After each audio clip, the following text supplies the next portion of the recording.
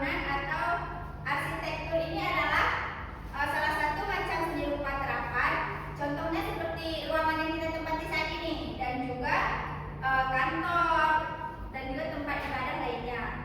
Ada juga seperti yang di depan rektor kita, tubuh, itu juga masuk ke dalam seni rupa 3 dimensi.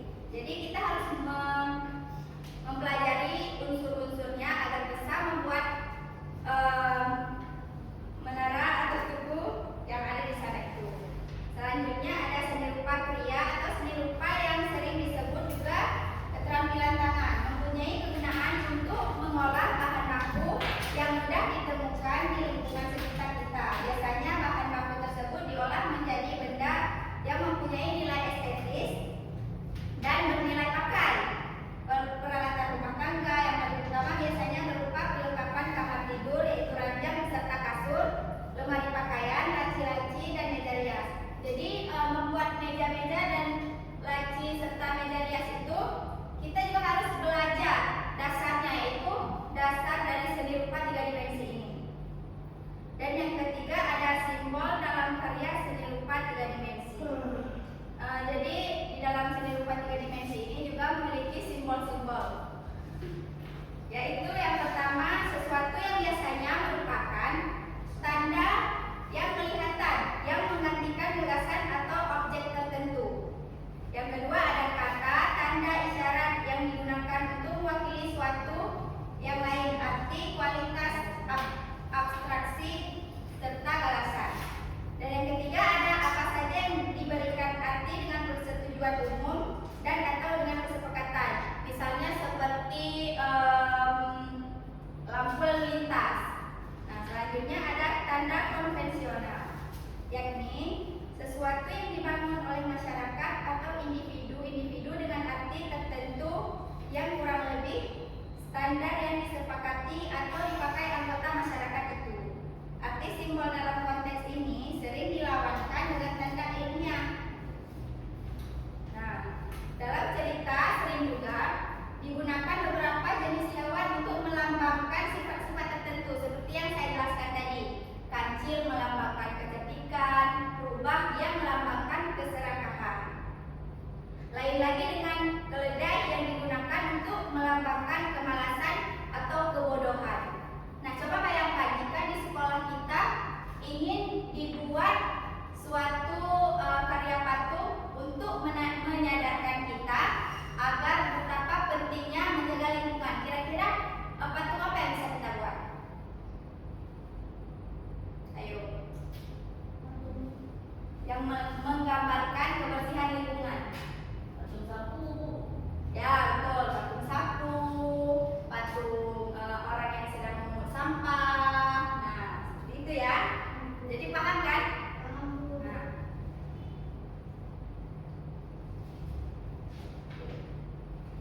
Selanjutnya ada tugu, seperti yang saya bilang tadi. Monumen misalnya adalah karya seni rupa 3 dimensi yang dapat memiliki makna dan simbol tertentu untuk membuat patung. Tugu dan monumen yang melambangkan sesuatu sudah dilakukan sejak zaman dahulu. Jadi seni rupa karya 3 dimensi ini sudah ada sejak zaman dahulu. Dia itu untuk fungsinya ada 2, yaitu untuk nilai estetis dan nilai fungsional. Oke. Karya seni rupa 3 dimensi ini memiliki unsur-unsur seperti warna, garis, bidang, dan bentuk. Unsur-unsur rupa itu digunakan selain untuk memperindah bentuknya, dapat juga memiliki makna simbolik. Nah, jadi di dalam suatu karya ini misalnya digambarkan dengan warna merah. Warna merah itu melambangkan keberanian. Nah, jadi jika kita ingin membuat patung yang berwarna merah, itu berarti kita ingin menyampaikan bahwa ini adalah patung yang melambangkan keberanian. Dan jika warna putih bisa melambangkan apa kalau putih? Suci. Ya, betul, suci. Atau bersih. Betul, bersih. Kalau hitam, ada yang tahu hitam?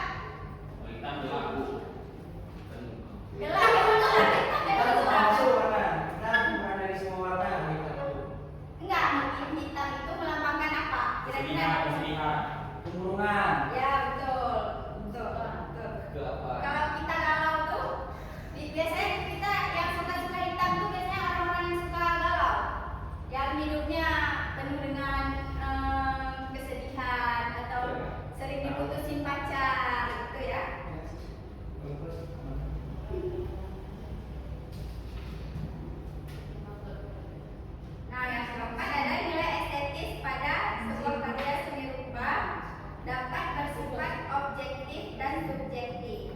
Nilai estetis yang bersifat subjektif jika memahami keindahan karya seni rupa berada pada wujud seni itu sendiri dan tampak secara kasat mata. Jadi yang objektif itu dia bisa kita lihat secara nyata. Sedangkan yang subjektif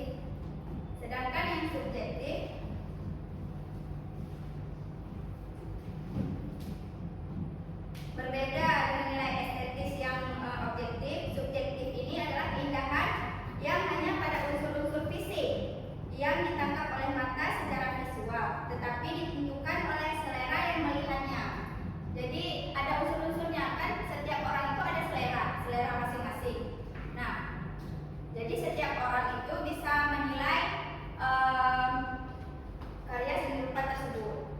Oke.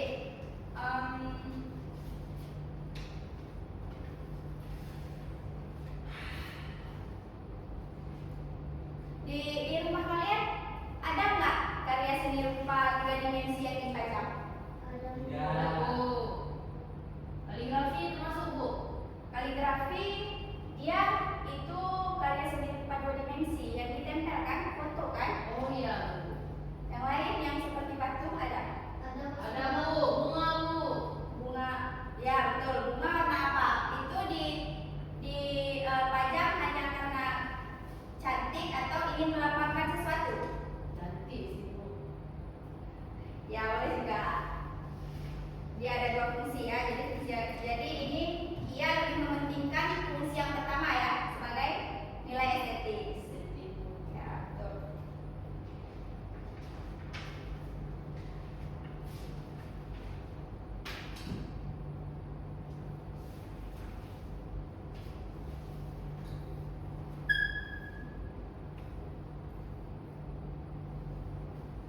Nah, jadi kita akan membentuk kelompok untuk membuat untuk mempresentasikan apa saja unsur-unsur seni rupa 3 dimensi ini. Jadi kelompoknya mau ditentukan sendiri atau ibu yang tentukan?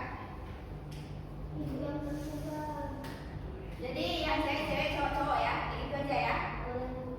Nah, jadi tugasnya yaitu menuliskan apa saja unsur-unsur karya seni rupa 3 dimensi. Nanti presentasinya kita presentasikan di minggu depan.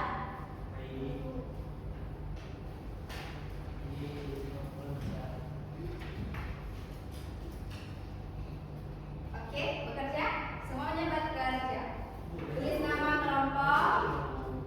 Yang jangan malas, nggak boleh malas. Kalau mau jadi orang yang sukses, dia itu tidak boleh malas, ya. Tapi Bu, banyak tuh yang udah banyak ini nggak jadi ikut, jadi Itu pikiran yang tidak dewasa ya. Nah, jadi itu dia jadi apa tuh? Jadi apa? petani, padahal dia udah S2, S3, cuma dia memilih jadi petani. Jadi Soki lebih memilih untuk putus asa di awal, nggak mau berusaha. Udah berusaha, cuma nggak ada hasil juga. Ada, kita masih sekolah, masih panjang perjalanan kita, masih ada kuliah nanti, ya kan? Kan nanti kalau Coki nggak pintar, nanti ada cewek yang mau kan? Mau Coki dapat cewek yang nggak berpendidikan? Mau? Nggak tahu juga sih Bu, nggak pikiran. Harus dipikir dari sekarang. Kita harus punya cita-cita, ya. Oke? Kita punya cewek, Bu.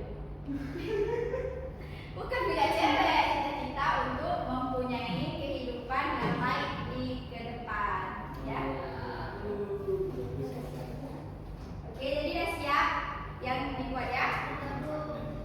Oke, jadi ibu simpulkan dulu ya pembelajaran kita hari ini. Jadi tadi pengertian seni rupa 3 dimensi itu apa? Itu dia punya volume, punya tinggi. Enggak, bukan volume.